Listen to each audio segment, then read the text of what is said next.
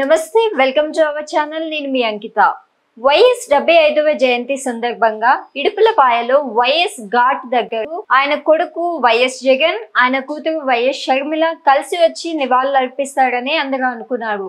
కానీ అక్కడ వాళ్ళు వేర్వేరుగా నివాళులు అర్పించారు. అయితే ఢిల్లీ నుంచి రాహుల్ గాంధీ పంపిన మెసేజ్ ద్వారా అక్కడ సీన్ మొత్తం చేంజ్ అయిందని తెలుస్తుంది. అయితే అది అసలు ఎంతవరకు నిజం అన్న విషయాన్ని డిస్కస్ చేయడానికి నాతో పాటు సీనియర్ జర్నలిస్ట్ దుర్గా కుమార్ గారు హియర్ విత్ us. ఆయన అడిగి మరిన్ని విషయాలు తెలుసుకుందాం. నమస్తే సార్. నమస్తే అమ్మా అంకిత, మన వీక్షకులు కూడా నమస్కారం. ఎలా ఉన్నారు సార్? బాగున్నామ్మా సార్. అయితే ఈ రోజు 75వ జయంతి వైఎస్ది. సో ఆయన ఘాట్ దగ్గరికి ఆయన కొడుకు అండ్ ఆయన కూతురు కూడా కలిసి నివాళులు అర్పిస్తారని అందరూ అనుకున్నారు. కానీ లాస్ట్ మినిట్ అక్కడికి వాళ్ళు వేరు వెళ్ళి నివాళులు అర్పించారు. సో ఇది ఎంతవరకు కరెక్ట్ అంటారు? అంటే గతంలో మీరు అన్నట్టు ఒకప్పుడు అయితే ఒక 4-5 years క్రితం అయితే వీళ్ళందరూ కుటుంబం ఎక్స్టెండెడ్ ఫ్యామిలీ కూడా కలిసి వెళ్ళేవాళ్ళు. వివేకానంద రెడ్డి గారి కుటుంబం వాళ్ళ సభ్యులు ఇట్లా అందరూ కూడా కలిసి వెళ్ళారు అంతకుముందు. కానీ గత కొంతకాలంగా షర్మిల గారికి జగన్మోహన్ రెడ్డి గారికి మధ్యలో కూడా చాలా తేడాలు వచ్చినాయి. ఆ సందర్భం నుంచి వాళ్ళు అప్పటి నుంచి కూడా విడివిడిగానే వెళ్తున్నారు. మొన్న ఎలక్షన్ లో మీరు చూశారు, వీరోచితంగా ప్రతిపక్షాలుగా పోరాడారు. ఈ కాంగ్రెస్ పార్టీ అధ్యక్షురాలుగా వచ్చిన తర్వాత ఇంకా ఎడం పెరిగింది ఇద్దరి మధ్యలో. ఇట్లా పోటీ చేయటం వీటన్నిటి కారణాల వల్ల కూడా జగన్మోహన్ రెడ్డి గారు నేను ఓటమి చెందాను, నా కుటుంబ సభ్యులే నా మీద తిరుగుబాటు జెండా ఎగరేశారని ఫీల్లో ఆయన ఉన్నాడు. కానీ ఇది షర్మిల గారు రాజీ పడే పరిస్థితి కనపట్టలేదు. తల్లి కాబట్టి విజయం గారు కొంతవరకు ఆయనతో రాజీ పడ్డారు ఆమె. ఎందుకంటే మొన్న ఎలక్షన్ లో కూడా ఆమె జగన్మోహన్ రెడ్డి గారిని గెలిపించమని అప్పీల్ ఇవ్వాల, షర్మిల గారిని గెలిపించమని అడిగింది తప్ప ఈయన గురించి మౌనంగా ఉండిపోయింది. ఎందుకంటే గత ఎలక్షన్ అప్పుడే ఆమె తన పరపతి ఉపయోగించి ఈయన ముఖ్యమంత్రి చేసి ఈయన మూలాన రాజన్న రాజ్యం వస్తుంది, మళ్ళీ రాజశేఖర రెడ్డి గారి పరిపాలనను మనం చూడొచ్చు అని ఎన్నో ఆశలు కల్పించింది, ప్రజలకి హామీ ఇచ్చింది. తన విశ్వసనీయతను కూడా పణంగా పెట్టి ఆయన్ని ముఖ్యమంత్రి చేసింది. కానీ ముఖ్యమంత్రి చేసిన మరుసటి రోజే ఆయన విధ్వంసకర పరిపాలన చూపించాడు, కానీ రాజన్న ప్రభుత్వాన్ని చూపించలేదు. రాజశేఖర రెడ్డి గారు ఎప్పుడు కూడా ప్రజలకి మేలు చేయటానికి ప్రయత్నించాడు, కానీ ప్రజల ఆస్తులను ధ్వంసం చేయటం కానీ, ప్రజలనే శత్రువులుగా పరిగణించడం కానీ, ప్రజలకి దూరంగా బ్రతకటం కానీ, పరదాలు కట్టుకుని బతకటం కానీ, ఇళ్లలోంచి బయటికి రానివ్వకుండా ప్రజలను కట్టడి చేయటం కానీ, ప్రజల సమస్యలను వినకుండా దూరంగా ఉండటం అనేది ఆయన కుదరని విద్య. ఆయన ఎప్పుడు ప్రజల్లో పొద్దున్నే లేవగానే ఫస్ట్ ఆయన కాలకృత్యాలు తీర్చుకుని తయారైపోయి ప్రజలందరినీ పిలిచి ప్రజా దర్బార్ అని వాళ్ళ సమస్యలను వింతపత్రాల రూపంలో తీసుకోవటం, ఏమన్నా ఇంకా అదనంగా కూడా విని దానికి సంబంధించిన ఆదేశాలు అప్పటికప్పుడు ఆయా శాఖలకు పంపటం, ఆ సమస్య విన్న తర్వాత దాని మీద వాళ్ళకి హామీ ఇవ్వటం, దానిలో ఒకవేళ పరిమితులు ఉంటే పరిమితులు కూడా చెప్పేవాడు. మీరు అనుకున్నంత అవ్వకపోవచ్చు కానీ కొంతవరకు జరుగుతుంది, కొన్ని పరిమితులు ఉన్నాయని ఆయన ప్రభుత్వంలో ఉన్న పరిమితులు ఆయన తెలుసు కాబట్టి అట్టా చెప్పేవాడు. అది ఒక కుటుంబ పరిస్థితిగా ఉండేది. రాష్ట్రం ఒకటి, ముఖ్యమంత్రి ఒకటి కాదు, రాష్ట్ర ప్రజలు ఒకటి, ముఖ్యమంత్రి ఒకటి కాదు, అందరం ఒకటే అన్న భావనగా ఉండేవాడు ఆయన. అది జగన్మోహన్ రెడ్డి గారిలో పూర్తిగా కొరవడింది. అంటే అంత ఆయన ప్రవర్తన గురించి సొంత తల్లే అంచనా అయిపోయింది. వాళ్ళే చెబుతున్నారు ఇతను గతంలో ఇలా ప్రవర్తించలేదు, అందువల్ల మేము ప్రజలకి హామీ ఇచ్చాము ఒక మంచి ప్రభుత్వం ఏర్పడుతుందని. ఆయన ముఖ్యమంత్రి పదవిలోకి వచ్చిన తర్వాత ఒక అపరిచితుడు లాగా వ్యవహరించాడు, మా పట్ల వ్యవహరించాడు, మీ పట్ల కూడా వ్యవహరించాడు. రాష్ట్రం నష్టపోయింది, ప్రజల కష్ట నష్టాలు పడారు, మా కుటుంబం కూడా నష్టపడింది. మా కుటుంబంలో హత్యలకు కూడా ఈయనే కారణం, వివేకానంద రెడ్డి హత్యకి ఆయనకి పాత్ర ఉంది. తర్వాత మా కుటుంబ సభ్యులను కూడా వేధించాడు. ఇవన్నీ కూడా వాళ్ళు చెప్పారు. ప్రజలు ఏం భావనకు వచ్చారో కుటుంబంలో కూడా అదే భావన వచ్చింది.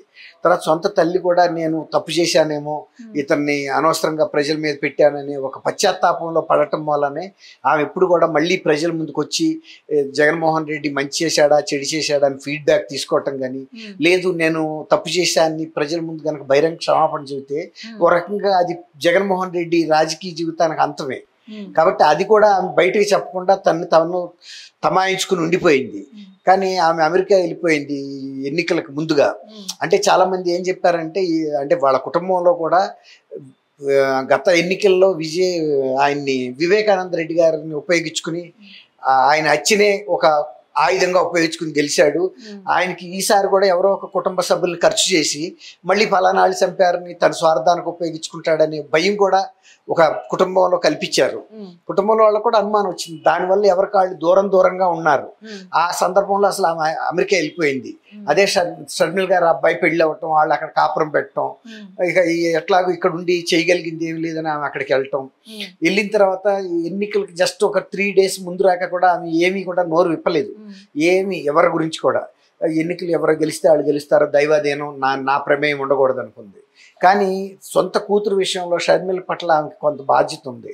ఎందుకంటే ఇంకా ఆమె జీవితంలో స్థిరపడలేదు. తర్వాత ఆస్తి పంపకాలకు సంబంధించి కూడా జగన్మోహన్ రెడ్డి గారి మూలన ఆమెకు తీవ్రమైన అన్యాయం జరిగింది, తీరని అన్యాయం జరిగింది.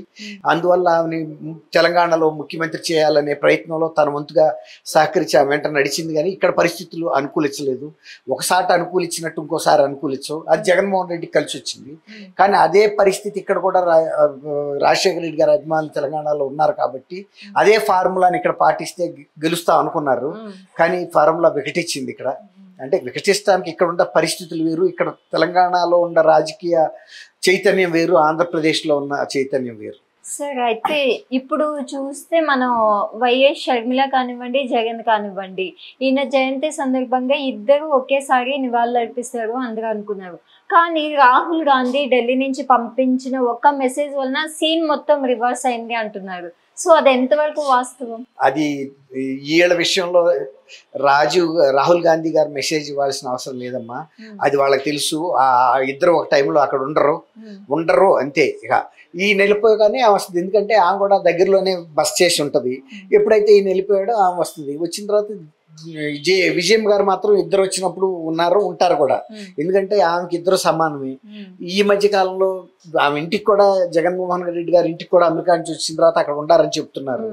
తల్లిగా ఆమెకి ఏం శత్రుత్వం లేదు. కానీ జగన్మోహన్ రెడ్డి గారికి లోపల ఏంటంటే కిందసారి నన్ను సపోర్ట్ చేసిన మా తల్లి ఈసారి నన్ను సపోర్ట్ చేయలేదనే ఇది ఉంటది లోపల ఆయనకి, ఆ గిలి. కానీ ఏం చేయగలదు తను కాకపోతే ఇప్పుడు ఇవాళ కూడా ఆయన చూసి కళ్ళనీడు పెట్టి బాగా భావోద్వేగానికి గురైనా కూడా ఆయన పట్టించుకోకుండా వెళ్ళిపోయాడు. ఇప్పుడు ఈమె మాత్రం ఆ తల్లిని కూర్చోబెట్టింది, ఏదో సపరీలు చేసింది. కూతురే కొడుకే కదమ్మా. ఎంతైనా తల్లి మనసుని బాగా అర్థం చేసుకోగలిగింది, తల్లికి దగ్గర కాగలిగేది కూతురే.